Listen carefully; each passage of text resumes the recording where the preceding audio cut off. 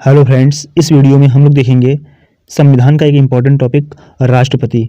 दोस्तों, आपके एग्जाम में यहाँ से 1 से 2 प्रश्न जरूर देखने को मिलते हैं। ये टॉपिक बहुत इंपॉर्टेंट है, तो वीडियो को बिना स्किप किए पूरा देखिए, क्योंकि इस वीडियो में सभी टॉप मोस्ट इंपॉर्टेंट क्वेश्चन को कवर किया गया है जो राष्ट्रपति से संबंधित है। ठीक है, तो वीडियो को बिना स्किप किए पूरा देखिए। चलिए शुरू करते हैं। क्वेश्चन नंबर फर्स्ट है, भारत का एक राष्ट्रपति होगा किस अनुच्छेद में वर्णित है।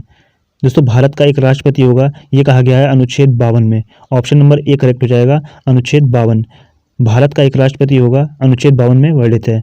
दोस्तों, बात करें अनुच्छेद 53 की, तो अनुच्छेद 53 में कहा गया है संघ की कार्यपालिका शक्ति राष्ट्रपति में निहित होगी। तो इसको भी याद रखिएगा, इंपॉर्टेंट रहेगा। देखिए, अनुच्छेद 56 की बात करें तो अनुच्छेद 56 में कहा गया है राष्ट्रपति के कार्यकाल की बात कही गई है। ठीक है, अनुच्छेद 56 में क्या है, राष्ट्रपति के कार्यकाल की बात कही गई है अनुच्छेद 56 में। ठीक है, और अनुच्छेद 58 की बात करें तो अनुच्छेद 58 में कहा गया है राष्ट्रपति बनने के लिए योग्यता की बात कही गई है अनुच्छेद 58 में। ठीक है, इसको याद रखिएगा, ये तीनों इंपॉर्टेंट रहेगा। चलिए बढ़ते हैं अगले क्वेश्चन की तरफ। नेक्स्ट क्वेश्चन है, भारत के संविधान के किस अनुच्छेद के तहत राष्ट्रपति अध्यादेश को लागू कर सकते हैं। दोस्तों, भारत के संविधान के अनुच्छेद 123 के तहत जो है राष्ट्रपति अध्यादेश लागू कर सकते हैं। ठीक है, इंपॉर्टेंट क्वेश्चन रहेगा। दोस्तों, बात करें अनुच्छेद 110 की, तो अनुच्छेद 110 में है धन विधेयक की बात कही गई है। ठीक है, अनुच्छेद 124 में सर्वोच्च न्यायालय की गठन की का प्रावधान है। ठीक है, अनुच्छेद 124 में सर्वोच्च न्यायालय के गठन का प्रावधान किया गया है। ठीक है, नेक्स्ट है अनुच्छेद 213। दोस्तों, अनुच्छेद 213 में राज्यपाल को अध्यादेश जारी करने की बात कही गई है। ठीक है, इंपॉर्टेंट रहेगा, इसको याद रखिएगा। चलिए बढ़ते हैं अगले क्वेश्चन की तरफ। नेक्स्ट क्वेश्चन रहेगा, भारत का राष्ट्रपति बनने के लिए न्यूनतम आयु कितनी है। दोस्तों, भारत का राष्ट्रपति बनने के लिए न्यूनतम आयु है 35 वर्ष। ऑप्शन नंबर सी करेक्ट हो जाएगा, 35 वर्ष जो है राष्ट्रपति बनने के लिए न्यूनतम आयु है। ठीक है, चलिए बढ़ते हैं अगले क्वेश्चन की तरफ।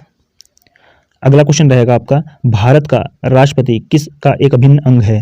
दोस्तों, भारत का राष्ट्रपति संसद का एक अभिन्न अंग है। ठीक है, ऑप्शन नंबर डी करेक्ट हो जाएगा, संसद का अभिन्न अंग है राष्ट्रपति।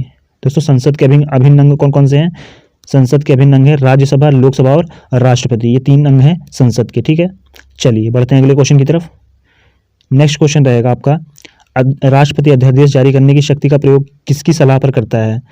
दोस्तों, राष्ट्रपति जो है अध्यादेश जारी करने की शक्ति का प्रयोग ये करता है मंत्रिपरिषद की सलाह पर। ऑप्शन नंबर डी करेक्ट हो जाएगा, मंत्रिपरिषद। चलिए बढ़ते हैं अगले क्वेश्चन की तरफ। दोस्तों, आई होप आपको वीडियो पसंद आ रही होगी।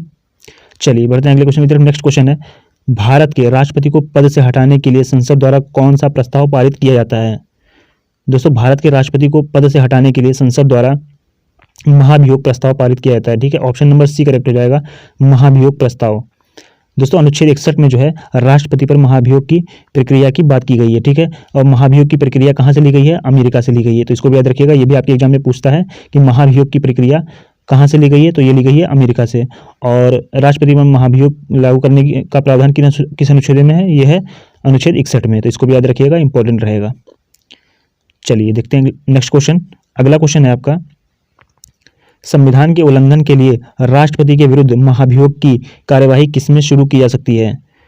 दोस्तों, संविधान के उल्लंघन के लिए राष्ट्रपति के विरुद्ध महाभियोग की कार्यवाही शुरू की जा सकती है संसद के किसी भी सदन में। ऑप्शन नंबर सी करेक्ट हो जाएगा, संसद के किसी भी सदन में जो है संविधान के उल्लंघन के लिए राष्ट्रपति के विरुद्ध महाभियोग की प्रक्रिया शुरू की जा सकती है। ठीक है, लेकिन इसके लिए आवश्यक है कि संबंधित सदन राष्ट्रपति को 14 दिन पहले लिखित सूचना दे। ठीक है, ये भी इंपॉर्टेंट रहेगा, इसको याद रखिएगा। इसके लिए आवश्यक क्या है कि संबंधित सदन जो है राष्ट्रपति को 14 दिन पहले लिखित सूचना दे। चलिए बढ़ते हैं अगले क्वेश्चन की तरफ। नेक्स्ट क्वेश्चन रहेगा आपका, राष्ट्रपति को पद व गोपनीयता की शपथ कौन दिलाता है। दोस्तों, राष्ट्रपति को पद एवं गोपनीयता की शपथ दिलाता है भारत का मुख्य न्यायाधीश। ऑप्शन नंबर बी करेक्ट हो जाएगा, भारत का मुख्य न्यायाधीश जो है राष्ट्रपति को पद एवं गोपनीयता की शपथ दिलाता है। ठीक है, चलिए बढ़ते हैं अगले क्वेश्चन की तरफ।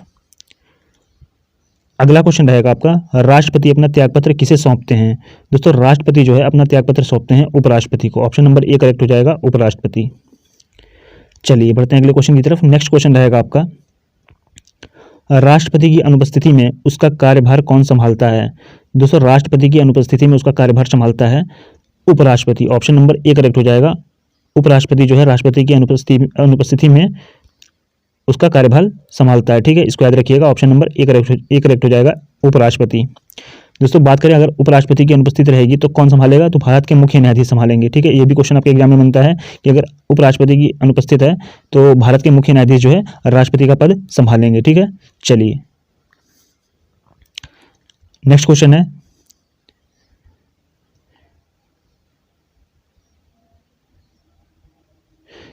है, राष्ट्रपति को वीटो शक्ति किस अनुच्छेद के तहत प्रदान की गई है? दोस्तों राष्ट्रपति को वीटो शक्ति प्रदान की गई है अनुच्छेद 111 के तहत, ठीक है। ऑप्शन नंबर बी करेक्ट हो जाएगा, अनुच्छेद 111 के तहत जो है राष्ट्रपति को वीटो शक्ति प्रदान की गई है, ठीक है। चलिए देखते हैं नेक्स्ट क्वेश्चन। अगला क्वेश्चन है, भारत के राष्ट्रपति के पास कौन सी वीटो शक्ति होती है? दोस्तों भारत के राष्ट्रपति के पास कौन सी वीटो शक्ति होती है? आत्यांतिक वीटो, निलंबनकारी वीटो, जेबी वीटो या उपयुक्त सभी? तो इसका सही जवाब जो हो जाएगा दोस्तों ऑप्शन नंबर डी करेक्ट हो जाएगा, उपयुक्त सभी, ठीक है। ऑप्शन नंबर डी सही हो जाएगा। देखिए आत्यांतिक वीटो भी होता है और निलंबनकारी वीटो और जेबी वीटो, ये तीन होते हैं, ठीक है, राष्ट्रपति के पास। दोस्तों बात करें जेबी वीटो का प्रयोग सर्वप्रथम राष्ट्रपति ज्ञानी जैल सिंह ने किया था भारतीय डाक संशोधन विधेयक के लिए, ठीक है, इसको याद रखिएगा। ये भी आपके एग्जाम में क्वेश्चन पूछा जा चुका है कि जेबी वीटो का प्रयोग सर्वप्रथम किस राष्ट्रपति ने किया? ज्ञानी जैल सिंह ने किया था भारतीय डाक संशोधन विधेयक के लिए। चलिए देखते हैं नेक्स्ट क्वेश्चन। अगला क्वेश्चन है, भारतीय संविधान का कौन सा अनुच्छेद राष्ट्रपति को उच्चतम न्यायालय से परामर्श लेने की शक्ति प्रदान करता है? दोस्तों भारतीय संविधान का कौन सा अनुच्छेद राष्ट्रपति को उच्चतम न्यायालय से परामर्श लेने की शक्ति प्रदान करता है? ये करता है ऑप्शन नंबर डी से हो जाएगा आपका अनुच्छेद 143, ठीक है। 143 जो है भारतीय संविधान का अनुच्छेद 143 राष्ट्रपति को उच्चतम न्यायालय से परामर्श लेने की शक्ति प्रदान करता है। ऑप्शन नंबर डी करेक्ट हो जाएगा। चलिए देखते हैं नेक्स्ट क्वेश्चन। अगला क्वेश्चन है, भारत के राष्ट्रपति के चुनाव के संबंध में होने वाले विवाद में अंतिम फैसला देने का अधिकार किसका है? दोस्तों भारत के राष्ट्रपति के चुनाव के संबंध में विवाद होने पर अंतिम फैसला देता है सर्वोच्च न्यायालय, ठीक है। ऑप्शन नंबर सी सही हो जाएगा, सर्वोच्च न्यायालय।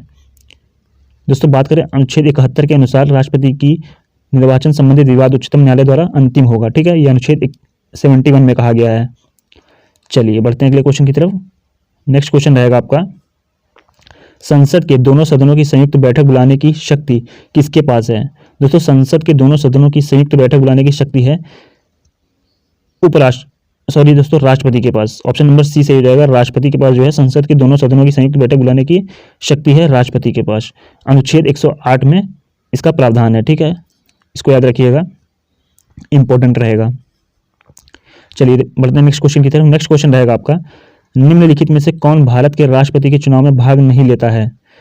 दोस्तों निम्नलिखित में से कौन भारत के राष्ट्रपति के चुनाव में भाग नहीं लेता है? तो यह है Vidhan Parishad. Option number D सही हो जाएगा, विधान परिषद जो है भारत के राष्ट्रपति के चुनाव में भाग नहीं लेता है। राज्यसभा लेता है, ठीक है, लोकसभा भी और विधानसभा, ये तीनों जो है राष्ट्रपति के चुनाव में भाग लेते हैं, ठीक है।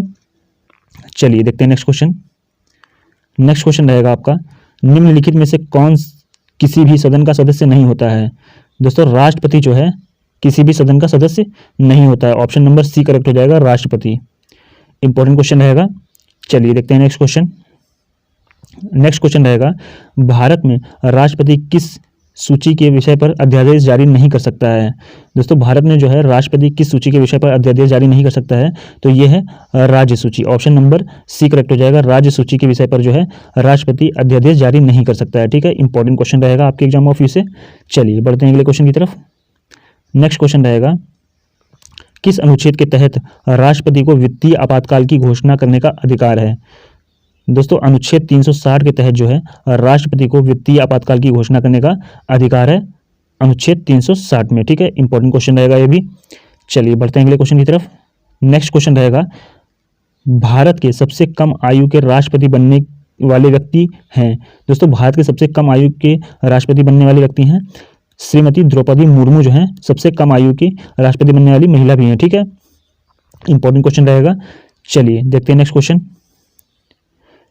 नेक्स्ट क्वेश्चन रहेगा, स्वतंत्र भारत के पहले राष्ट्रपति कौन थे? दोस्तों स्वतंत्र भारत के पहले राष्ट्रपति थे doctor Rajendra Prasad. Option number A correct हो जाएगा, डॉक्टर राजेंद्र प्रसाद जो है स्वतंत्र भारत के पहले राष्ट्रपति थे। चलिए बढ़ते हैं अगले क्वेश्चन की तरफ। नेक्स्ट क्वेश्चन रहेगा आपका, भारत की प्रथम महिला राष्ट्रपति कौन थी? दोस्तों भारत की प्रथम महिला राष्ट्रपति थी Pratibha Devi Singh Patil. Option number A correct हो जाएगा, प्रतिभा देवी सिंह पाटिल जो है भारत की प्रथम महिला राष्ट्रपति थी। चलिए देखते हैं नेक्स्ट क्वेश्चन। नेक्स्ट क्वेश्चन रहेगा आपका, भारतीय सुरक्षा बलों का सर्वोच्च कमांडर कौन होता है? दोस्तों भारतीय सुरक्षा बलों का सर्वोच्च कमांडर होता है राष्ट्रपति। ऑप्शन नंबर बी करेक्ट हो जाएगा, राष्ट्रपति जो है भारतीय सुरक्षा बलों का सर्वोच्च कमांडर होता है, ठीक है। इंपॉर्टेंट क्वेश्चन रहेगा। चलिए देखते हैं नेक्स्ट क्वेश्चन। नेक्स्ट क्वेश्चन है, भारतीय संविधान के किस अनुच्छेद में राष्ट्रपति की क्षमादान शक्ति का उल्लेख है? दोस्तों भारतीय संविधान के अनुच्छेद 72 में क्षमादान शक्ति का उल्लेख किया गया है। अनुच्छेद 72 में कहा गया है जो है राष्ट्रपति के पास क्षमादान शक्ति का प्रावधान है, ठीक है। और ये 5 प्रकार के होते हैं। पहला है क्षमादान, प्रविलंबन, परिहार, विराम और लघुकरण। ये 5 प्रकार के होते हैं, ठीक है, इसको भी याद रखिएगा। चलिए देखते हैं नेक्स्ट क्वेश्चन। नेक्स्ट क्वेश्चन है, भारत के एकमात्र राष्ट्रपति जो निर्विरोध चुने गए। दोस्तों ऑप्शन नंबर बी सही हो जाएगा। नीलम संजीव रेड्डी जो है भारत के एकमात्र राष्ट्रपति थे जो निर्विरोध चुने गए थे, ठीक है। इंपॉर्टेंट क्वेश्चन रहेगा, याद रखिएगा। चलिए देखते हैं नेक्स्ट क्वेश्चन। अगला क्वेश्चन है, राष्ट्रपति का पद कितने अवधि के लिए रिक्त रह सकता है? दोस्तों राष्ट्रपति का पद अधिकतम जो है 6 माह तक रिक्त रह सकता है, ठीक है, इसको याद रखिएगा। इंपॉर्टेंट क्वेश्चन रहेगा। चलिए देखते हैं नेक्स्ट क्वेश्चन। अगला क्वेश्चन है, अब तक कुल कितने राष्ट्रपति को भारत रत्न मिल चुका है? दोस्तों अब तक जो है 6 राष्ट्रपति को जो है भारत रत्न मिल चुका है, ठीक है। इंपॉर्टेंट क्वेश्चन रहेगा, इसको याद रखिएगा। दोस्तों पहले हैं doctor Sarvepalli Radhakrishnan, doctor Rajendra Prasad, doctor Zakir Hussain और वीवी गिरी, डॉक्टर एपीजे अब्दुल कलाम और प्रणब मुखर्जी। ये 6 लोगों को जो है 6 राष्ट्रपति थे जिन्हें भारत रत्न मिल चुका है, ठीक है। इंपॉर्टेंट क्वेश्चन रहेगा, याद रखिएगा। चलिए देखते हैं नेक्स्ट क्वेश्चन। नेक्स्ट क्वेश्चन है, राष्ट्रपति के त्यागपत्र की सूचना उपराष्ट्रपति किसको देता है? दोस्तों राष्ट्रपति के त्यागपत्र की सूचना उपराष्ट्रपति देता है लोकसभा अध्यक्ष को, ठीक है। ऑप्शन नंबर बी करेक्ट हो जाएगा। लोकसभा अध्यक्ष को जो है उपराष्ट्रपति राष्ट्रपति के त्यागपत्र की सूचना देता है, ठीक है। चलिए देखते हैं नेक्स्ट क्वेश्चन। अगला क्वेश्चन है, भारत में राष्ट्रपति राज्यसभा के कितने सदस्यों को मनोनीत कर सकता है?